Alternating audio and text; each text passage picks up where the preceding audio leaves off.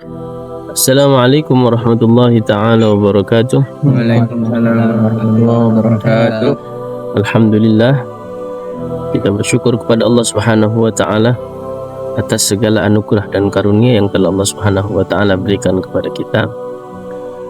Di antara anugerah yang terbesar yang pernah Allah Subhanahu wa taala anugerahkan kepada kita adalah kita dijadikan sebagai umat Nabi Muhammad sallallahu alaihi wasallam yang mencintai beliau, yang mengikuti beliau, karena mereka lah para umatnya Nabi Muhammad sallallahu alaihi wasallam adalah umatun marhumah, umat yang dikasihi, umat yang disayangi, dan umat yang akan mendapatkan keselamatan bersama nabinya nanti di hadapan Allah Subhanahu wa taala. Alhamdulillah, sekali lagi kita tidak akan pernah terputus untuk mengatakan dan bersyukur kepada Allah Subhanahu wa taala atas anugerah ini, atas karunia ini, karena dengan seperti itulah hal yang terkecil yang bisa kita lakukan untuk membuktikan rasa syukur, rasa gembira, rasa bahagia kita kepada Allah Subhanahu wa taala dengan dipilihnya kita sebagai umatnya Nabi Muhammad sallallahu alaihi wasallam. Nabi Muhammad adalah seorang insan yang amat sangat sempurna.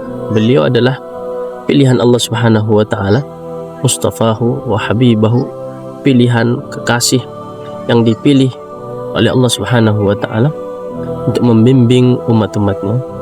Bahkan dikatakan sebagai salah satu atau satu-satunya faktor sebab kenapa Allah Subhanahu wa taala menciptakan alam semesta ini. Di antara kesempurnaan Nabi Muhammad terlihat daripada akhlak, perangai yang beliau ajarkan, yang beliau tambahkan kepada kita. Di dalam suatu hadis beliau pernah menegaskan innama bu'itsu liutammima makarimal akhlak. Di sini sebelum kita memahami tentang akhlak atau sebelum kita menyelami tentang konsep akhlak Nabi Muhammad sallallahu alaihi wasallam, pada dasarnya akhlak telah dipelajari dan diketahui oleh orang-orang Arab sebelum Nabi Muhammad sallallahu alaihi wasallam lahir dan diutus sebagai seorang nabi. Apa sebabnya? Karena mereka mengenal syariat Nabi Ibrahim, karena mereka adalah keturunan Nabi Ibrahim melalui jalur Sayyidina Ismail. Mereka telah mempelajari tentang akhlak, adab, etika, dan mereka betul-betul memahami tentang moral. Kan tetapi seiring berjalannya waktu, ketika mereka ditinggal oleh nabi mereka, tidak ada lagi yang menegur dan meluruskan apa yang terjadi kepada mereka, apa yang mereka lewati dalam kehidupan mereka. Banyak di antara mereka yang tersesat, banyak di antara mereka yang melenceng, ada yang menyembah berhala, ada yang keluar daripada nilai-nilai akhlak yang telah ditanamkan oleh Nabi Ibrahim bersama anak-anaknya, sehingga Nabi Muhammad SAW menegaskan, kata beliau, innama bu'itsu liutammima, sesungguhnya aku hanyalah diutus untuk menyempurnakan. Kalimat utammima adalah artinya menyempurnakan. Maknanya sebelumnya sudah akhlak, sebelumnya sudah mengerti tentang moral, sebelumnya sudah mengerti tentang etika. Bangsa Arab adalah orang yang paling mengerti tentang akhlak dan etika. Akan tetapi karena banyaknya hal yang menyelewengkan mereka, yang menjadikan mereka tersesat, sehingga datanglah Rasulullah sallallahu alaihi wasallam untuk menyempurnakan. Liutammima, untuk menyempurnakan apa yang sudah ada daripada akhlak. Makanya beliau Al-Imam Ibn Abdul Bar mengatakan bahwasanya hadis ini menunjukkan intisari daripada ajaran agama ini adalah akhlak. Al-akhlak jauharu hadad din.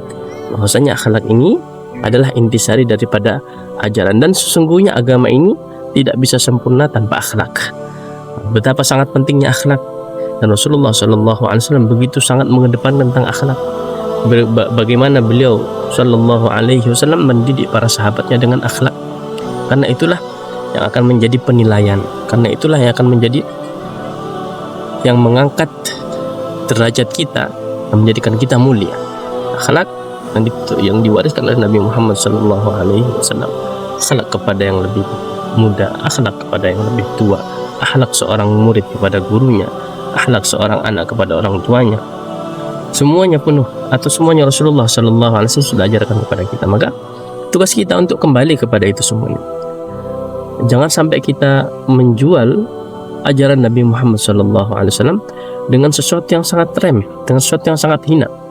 Kita bandingkan warisan yang sangat agung ini yang telah Rasulullah SAW beri kita bandingkan, kita setarakan dengan budaya-budaya dan warisan yang lain, itu akan sangat bodoh sekali, itu akan sangat menciderai sekali, tidak sama sekali tidak seimbang apabila kita bandingkan ajaran yang mulia yang bersumber dari wahyu dan dari Allah Subhanahu wa taala yang ditegaskan oleh Nabi Muhammad sallallahu alaihi wasallam, "Addabani Rabbi fa ahsana ta'dibi." Yang mendidik adalah Allah Subhanahu wa taala, sebaik-baik pendidikan dari Allah Subhanahu wa taala. Semoga kita diikutkan dengan rombongannya Nabi Muhammad, berhasil mengikuti Nabi Muhammad dan bersama di bawah panji Nabi Muhammad sallallahu alaihi wasallam sebagai umatnya yang mendapatkan syafaatnya nanti di hari kiamat insyaallah. Amin ya rabbal alamin. Akhlak nomor 1. Setelahnya akan ikut. Setelahnya kemuliaan, harta, kesenangan, kebahagiaan akan ikut di belakang akhlak. Akan tetapi yang menjadi catatan, jangan sampai kita mengatakan akhlak lebih penting daripada ilmu. Dua hal ini harus sejajar. Bagaimana kita bisa mempelajari akhlak tanpa ilmu? Dan ilmu tanpa akhlak itu sama sekali tidak berharga.